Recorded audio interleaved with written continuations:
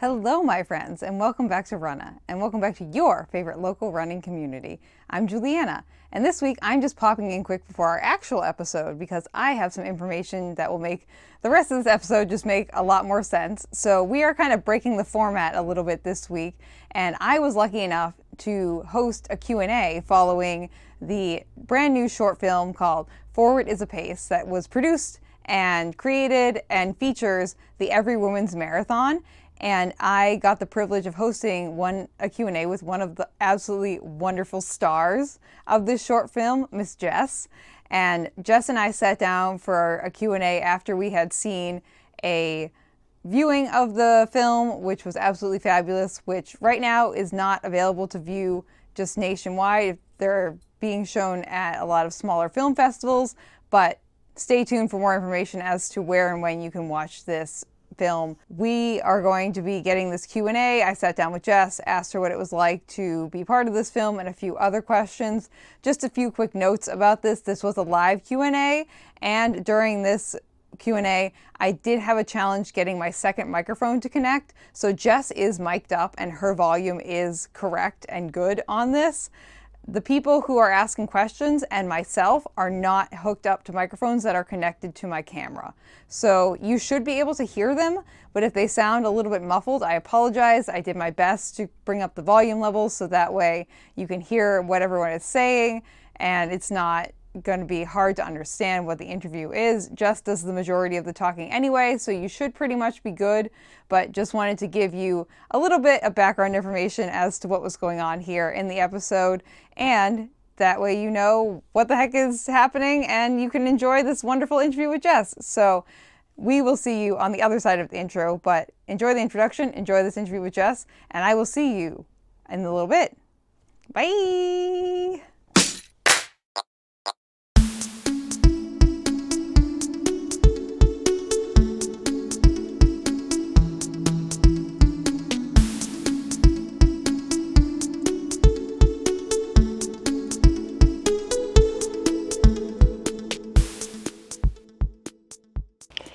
Hi, I'm Jess.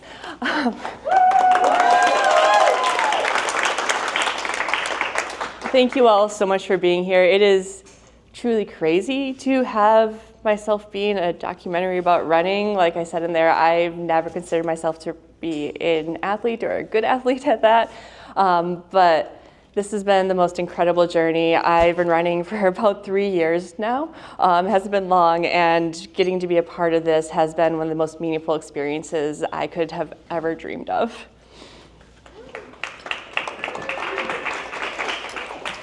Hello friends, many of you probably already know who I am. I'm Juliana, I'm Cape Cod Marathon Social Media Director, also just your favorite local runner, and host of RUNNAH, a local running podcast. But I'm here to interview Miss Jess and help facilitate answering some questions. So we'll start out with a few questions for Jess, and then I will probably end up bringing the microphone around to anyone who has any questions that they would like to ask of Jess. So we will get started with those interview questions that we have for you, Jess. So let's sit. We shall take a seat, I guess. So I guess my first question is for you. How do you feel about, first off, being asked to be in a documentary and then kind of being a superstar in a documentary? Because that's not something that happens to everyone who's a runner, or most people who are runners. It is honestly completely surreal that I'm in a documentary. The process of being a part of this, I had just come home from what I refer to as MS camp. I had a week long of surfing with other women, fabulous women who also have MS. And the application came out saying, hey, you can apply to be part of this documentary. And I was like, I'm feeling myself, so I'm going in. So I put in an application. I was selected for an interview with the director. It was really wonderful, surreal.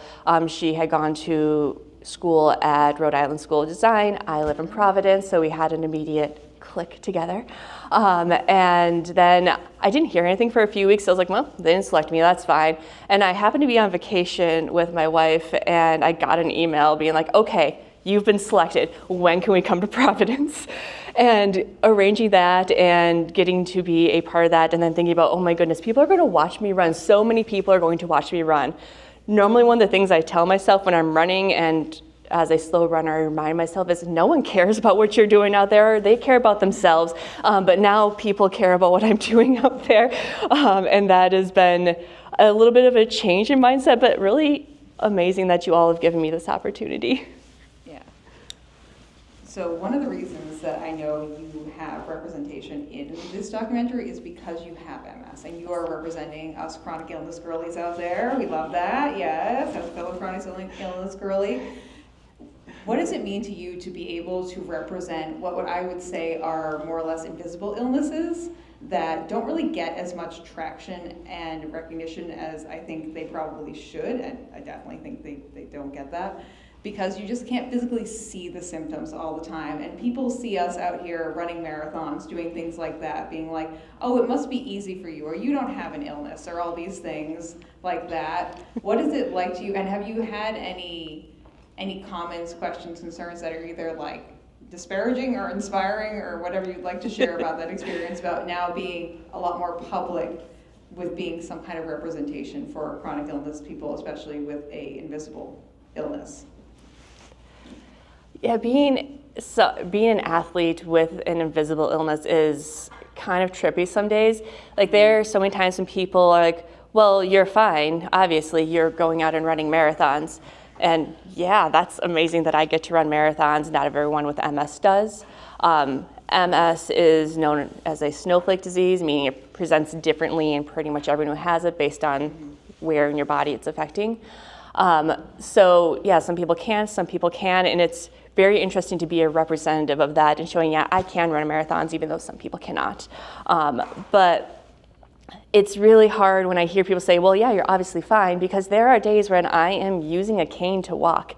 Some days I use a cane, some days I run marathons, and it's such a weird juxtaposition in my life to have to think about that and wrap my head around those hard days when I think about the fact that this is my life forever. I'm going to have MS for the rest of my life. I'm going to be sick for the rest of my life. But I also get to do this really cool thing of running that helps me feel like I have power over my own body instead. Being so public about it, I will say I am just like the most open book you're ever going to meet in your life. I will tell anyone everything about myself, so thankfully,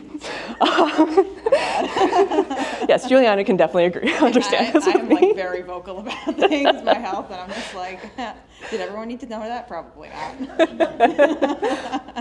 But thankfully, I'm already very open. All my coworkers already knew I wanted to be upfront at work, because I do work at a place where I can comfortably be out with my diagnosis and feel support from my coworkers.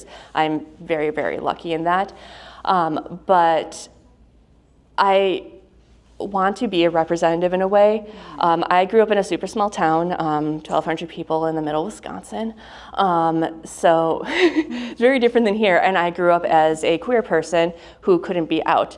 And because of that, I know what it's like to not have representation and to not see someone live the life that you want to live, to be that role model. So every chance I get in any of my areas of representation, my disability, in being a proud woman, in being a proud queer person, I try to make sure that I am an open book for that reason.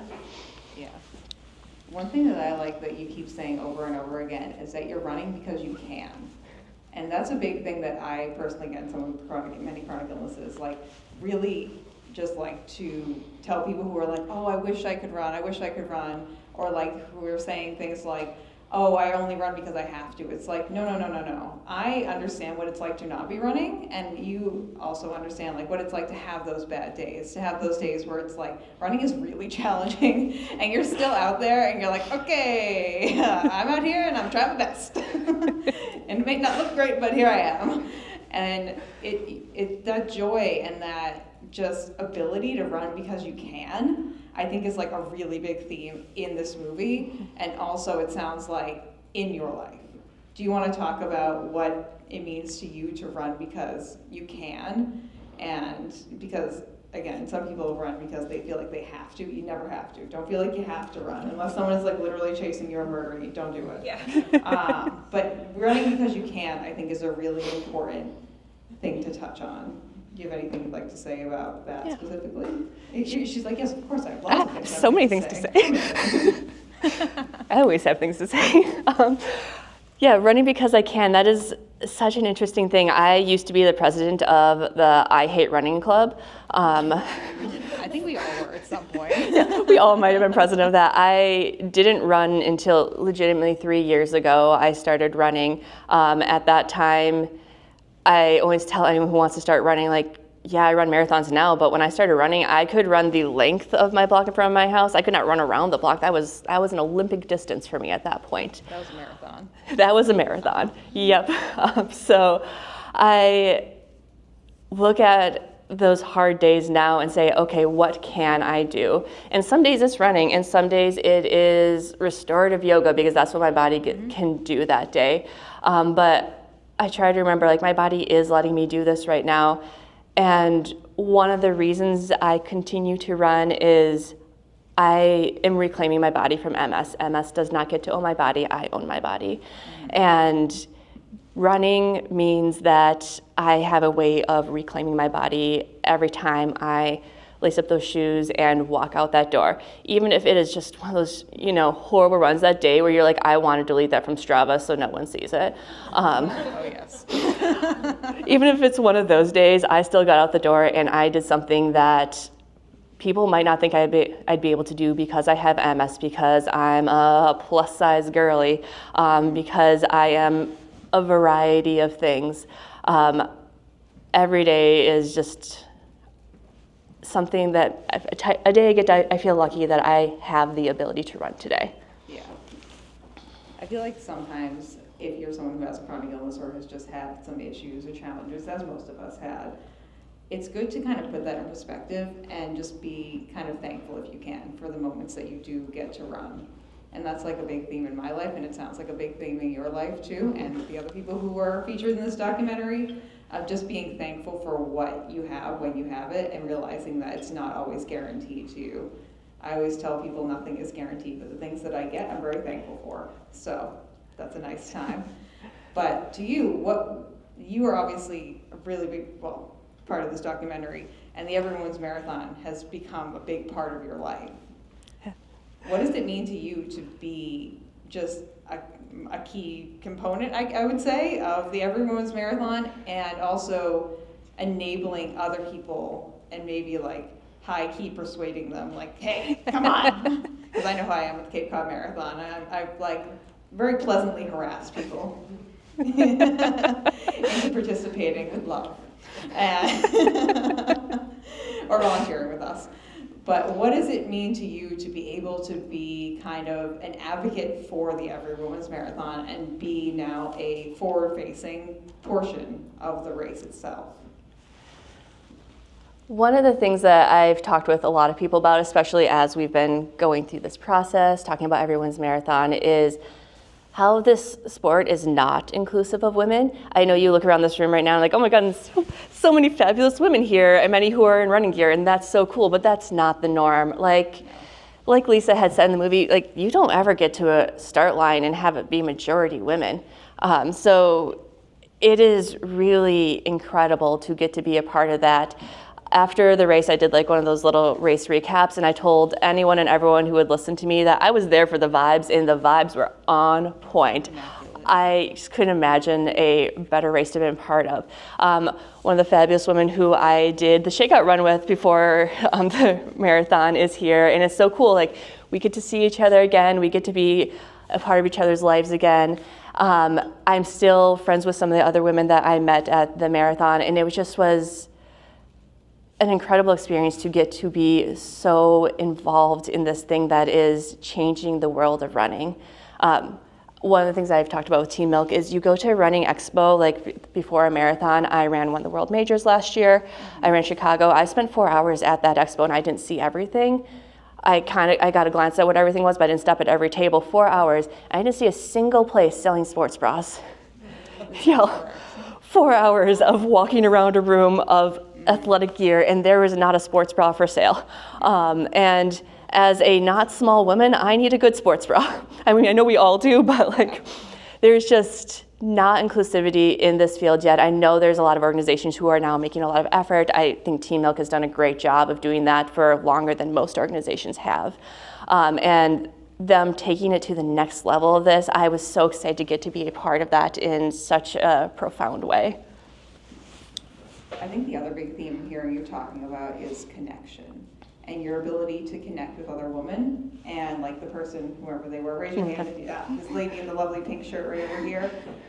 Getting to connect with people at smaller distance races like the 5K or like at the marathon starting line. I mean, some of my closest friendships honestly have formed at the start of marathon starting lines where I'm like, I'm so nervous. And I just end up like nervous talking to the person next to me. And then we become best friends, you know, as you do as a Juliana who loves to talk to everyone. But connection is really important, and especially connecting with other female runners is extremely important. And I think I'd just like you to talk a little bit more about how the Every Woman's Marathon has helped you and helped other people you've interacted with connect with other, not only just female runners, but runners in general who maybe you wouldn't have otherwise met if you hadn't been part of one of these races. Yeah, absolutely. Being a part of the running community is honestly what brings me back every day, every week. I am in leadership in my run club, which is also crazy again because I've run for 3 years. But I have to get myself out of bed every Saturday morning, make sure I show up, and I apologize to all of them now that I'm not there. But shame, I know. But getting to be a part of this community is what keeps me coming back. I run arguably too many races. My bank account would definitely tell you I run too many races. But the reason I do is because of the community and the party at a start line. And I know you get a party at the end, but like when you run a marathon, it's not the beginning. That is the celebration of the last 20 weeks of your life of working together, but not together. You aren't all together for all of your training, but you all worked for the last 20 weeks for the same crazy goal, and you get to celebrate together. So I also, nervous talk, I dance at every single start line. My running bestie, Alyssa, is here, and I make her dance with me at every single start line. Thanks. And it's just because you get to be a part of something that not many people get to do. And when you see other women in this field doing this crazy thing with you, you get to be a part of a kind of more exclusive community that, yeah, but it's a fun club. I mean, I would love everyone to run. I know running's not for everyone. I think movement is for everyone, but running might not be. But it is the most wonderful thing to get to be part of the Every Women's Marathon community. Like I said, I still talk to some of the women who I met there, and seeing the inclusivity of that race was one of the coolest things.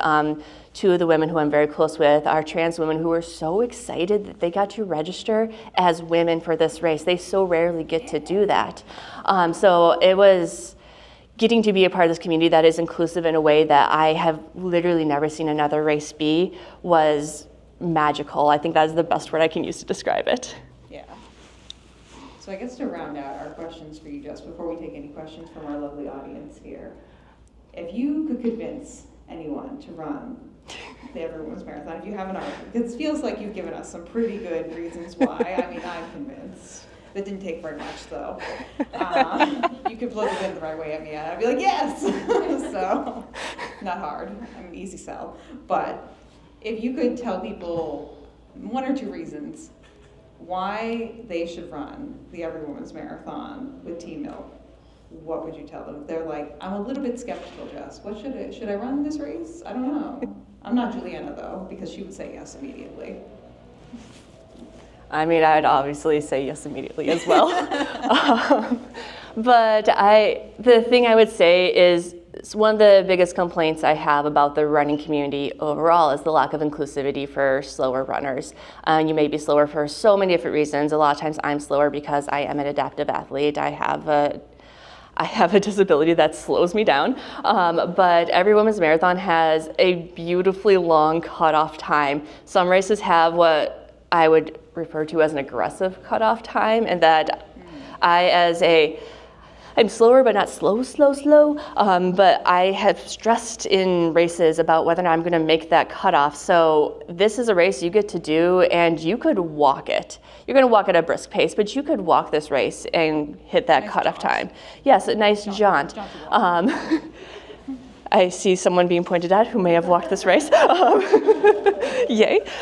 Honestly, if you walked for 26.2 miles, my hat's off to you, because that is a mental strength I do not have. So congratulations to you. But you have the time and the ability to do this. You could see how everyone was checking in with each other throughout that entire race. One of the things you didn't see, a couple of the things you didn't see are like conversations I had with women throughout the race, because I'm a chatty girl, in case you can't tell. And I remember at like mile 17, just hanging out with the woman. We were working our way up a hill, and she's like, I don't know what I'm gonna do. I think I'm gonna poop my pants. And I was like, man, pooping your pants happens in a marathon sometimes. It's okay, we'll figure it out together. Yep. I like pulled my phone out, figured out where the next porta potty was for her. I was like, where's the next public bathroom that we can stop at together for you? And that's the kind of things that women do for each other. And when this race is completely filled with women, you have that support the entire course long. And that is an experience that you just don't get anywhere else. If you need a bathroom, I'm your go-to gal, and I usually have toilet paper and butt cream on me. I come with like the Swiss Army knife stuff. And I've just been introduced to running backpacks, so you better bet I got everything on me now. It's a problem. But okay, well, Jess, that was fantastic. Thank you for answering those questions that I had for you. Do we have any questions from the audience? Go ahead and raise your hand, and I'll bring the mic over to you if you have a question. Don't be shy. If not, I can keep asking questions. I'll be here all day. Yes, we have a question from one of our, I believe, race organizers in the back. Hello. We'll hand you over the mic. Jess, I was just curious, you mentioned you started running 3 years ago. What sparked that beginning for you? Why did you start running? I feel like I should be closer to you. Good thing you're a runner. That's okay. I'm training for an ultramarathon. I need to. Juliana's going to kill her ultra marathon, by the way. I don't know. I'm going to try. Women are killing the field of ultras. If you haven't seen, they are dominating. They are a very tiny percentage of the ultramarathon people out there. It's true, but the ones who are there are killing it. But anyway, to answer your question, sorry. So I started running. I had been sexually assaulted when I was younger. I spent years just not feeling connected to my body. I finally got my life together enough to get in therapy, and I found a wonderful therapist who helped me get the mental side of that put together. And then I realized it was time to reclaim my body from what had happened to me. So I honestly was like, I don't know, people seem to like this running thing. I guess I'll give it a try. I put on some of my favorite music. I listened to Todrick Hall because, like, you can't let Todrick Hall down. You got to keep running when he's singing to you. Exactly. I decided to start this thing, and like I said, when I started, I could barely run. I could run the length of my block, so it was very much interval pace at that point. I was intervaling a block at a time, and then slowly built it. Since then, I would say I'm still reclaiming my body, but now I'm reclaiming it from MS. Every day that I get out there, I'm reminding myself and my body that this disease doesn't define me. I know it is a big part of my identity, and unfortunately for my life, it's going to be, because it's just part of my everyday. But every time I get out there, I remind myself my why of running. The reason I run is because this is my body. I get to own it, and I get to decide what's going to happen with it. So what's your next race? What are you training for? That was a much easier pass. She's a little bit closer than the back. It's okay, I'm happy to move around. My next big race, I'm going to say the next big one because, again, I run too many races. The next big one is the Sydney Marathon, which is in 4 weeks. I am petrified. Apparently it's very hard, but it doesn't matter. I'm there for the vibes and to have fun. Again, slower runner, I'm not trying to win these things. I'm just there to hang out with the back of the pack runners who also know they're not going to win, so we're just there for a party and to celebrate this crazy thing that we've been doing together. What are your favorite things to listen to in terms of music and or podcasts? Do you listen to stuff, or do you listen to the air? I like this listening to the air, the way you said that. I've never heard anyone say the sign that says listening to the air. It's technically kind of hard because the air is passing by you faster when you're running, so. Do you listen to air, Jess? Oh God, no. If you are someone who runs without any noise in your ears, you are a type of athlete. Amazing. You are a type of athlete that I strive to be. I am petrified to ever do a triathlon because I cannot be without my music or audiobooks. I'm not a big podcast girl, I'm sorry. But I listen to a lot of Broadway musicals because I am a theater nerd. Broadway musical right now. Ooh, Have you seen K-pop Demon Hunters yet? have I seen what? K-pop Demon Hunters. I have not seen Cape Cod Demon that's Hunters it. yet. If you like Broadway, you gotta go watch that. Okay, add it to the K-pop list. Demon Hunters. Cape Cod Demon Hunters, for anyone who did not hear. If you like Broadway musicals, fun time. My go-to, my always go-to one since I had started running is actually the cast recording of 6, and I feel like it's so perfect for this because women's stories deserve to be seen and heard in a way that history often erases. But it's because the first time someone gave me a challenge, they're like, could you run for 30 minutes straight? And I was like, no, I don't think so. But let's try it. So I threw on 6, which is what I was jamming to at that point in time. And it got me through that 30 minutes, that very, very difficult 30 minutes at that time. So that's my go-to. I don't think there is one specific one I'm really hitting hard right now other than that, sorry.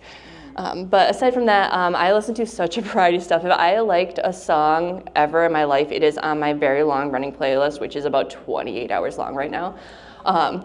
Ultra. But my go-to song, because it played 3 times during my first marathon for no reason other than Spotify was really feeling it, is Mbop by Hanson. So if I'm really in the pain cave, it is that or Peanut Butter Jelly by Galantis, which are such different songs, but you know, happy vibes. I like a happy vibe kind of thing. And then audiobooks, I listen to Romantasy. I don't know why, this is the only kind of audiobook I can listen to while running, but I am so into Romantasy while running. Book. You reading a book right now? I am currently reading listening to Crescent City by Sarah J. Maas. You're like right in front of me. I'm finishing up Throne of Glass right now. So Crescent City is next to me. I'll let you know what I think. Okay. Any other questions from our lovely people? Okay, we got 2 more questions. We'll come over here to our friend in the middle, and then we'll come to our best running friend over there. Okay, so I'm going to presume that every women's marathon is your favorite. So what is your second favorite running event? Your second favorite running event? You know, you could say the Cape Cod Marathon even though you haven't run it. Just to booze and smooze me a little bit, you know. Next year. Next year. That's right. She's run it. So, I mean, our run club actually does want to come back and do the relay with you all again. Oh, that'd be so So fun. we will We'd be, love to have you. I will be there, don't worry, just not this year. You know, this is a local legend if you cross the finish line down there. So my go-to race I recommend to everyone in the area, or if you're doing the 50 states, is the Road Races Newport half.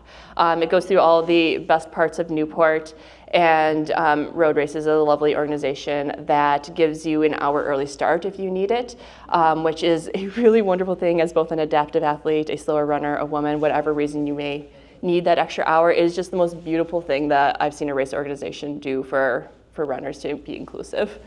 And also just the prettiest race you're ever going to run. Have not run that yet, but maybe I will. I know. Be a nice time. Okay, we report over to our best running friend over here. Who has run the Cape Cod Marathon?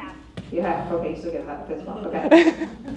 Meet you in the middle. Now the fun part, Jess. For brand new friends who are thinking about starting to run, still scared about running, terrified at intervals, what are 1 to 3 tips, tricks, words of affirmation, pieces of advice that you would give them?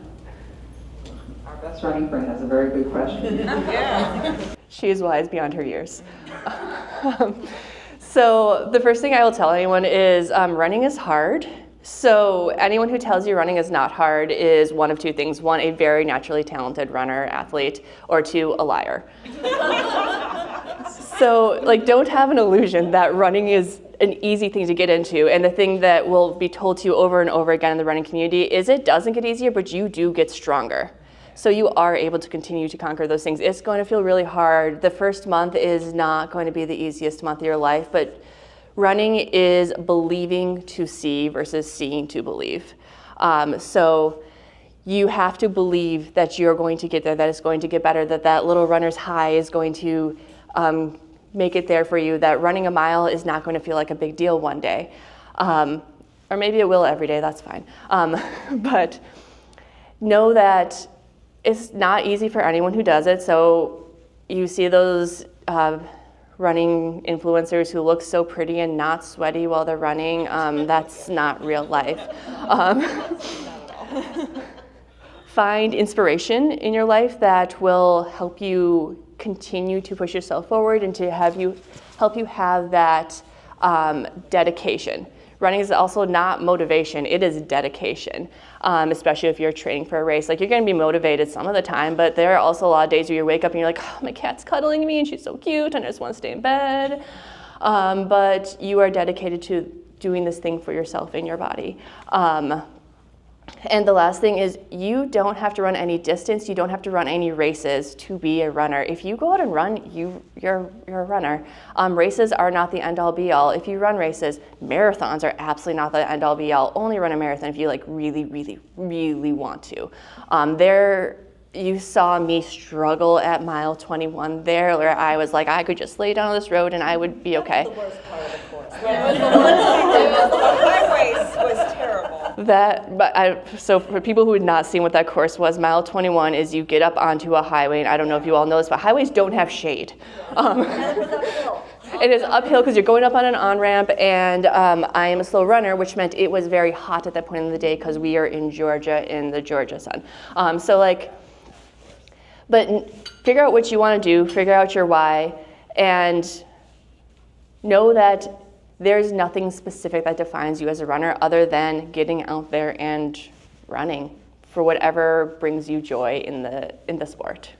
I think being a runner also comes with a certain level of assigned delusion. You have to believe in yourself almost to a level of delusion sometimes. I will get to the finish line, even if you're like, yes, like really having a hard time. Oh, can I add one more thing? Yes, I'm so sorry. No. You've convinced me. The last thing is become a fan of yourself. Be your own biggest fan. I had an intern working for me last year who's like, how do you do that? And I was like, oh, because I think I'm the most interesting human in the world. If you can't tell. I am okay with my own thoughts, and I'm only okay with my own thoughts. They're interesting thoughts. I think I'm a cool person. Know that you being your number one fan is the most important thing. Yeah, you're gonna have so much support, and there are gonna be incredible people around you who are gonna be like, yeah, you're an amazing runner because you run marathons no matter your pace. But like, you being your number one fan is the biggest thing that you could do for yourself.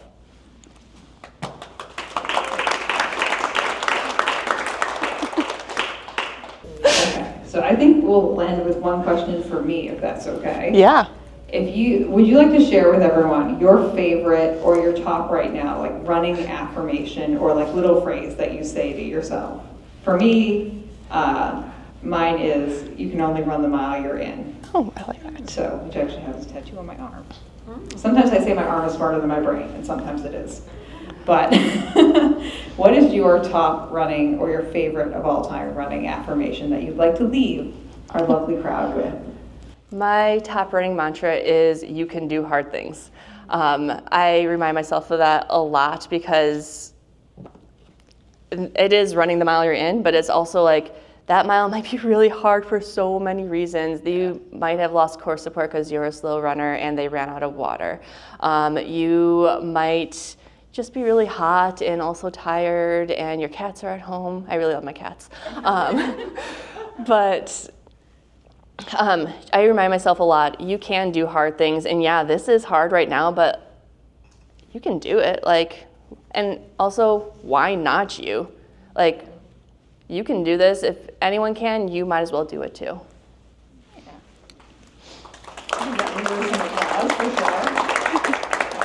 I think that's going to round out our Q&A. So thank you all for joining us for the screening. Thank you, Jess, for participating in this. Thank you for listening to this episode of RUNNAH. This podcast is edited, hosted, and produced by me, Juliana Coughlin. brought to you in part by the Falmouth Running Club and the Falmouth Community TV station. If you'd like to connect with us, you can find us on Instagram and on TikTok at RUNNAHPod, and you can send us an email at runnahpod@gmail.com. And our original theme music was brought to you by the one and the only wonderful Jeffrey Hutton. And keep up the great work. I'm proud of you.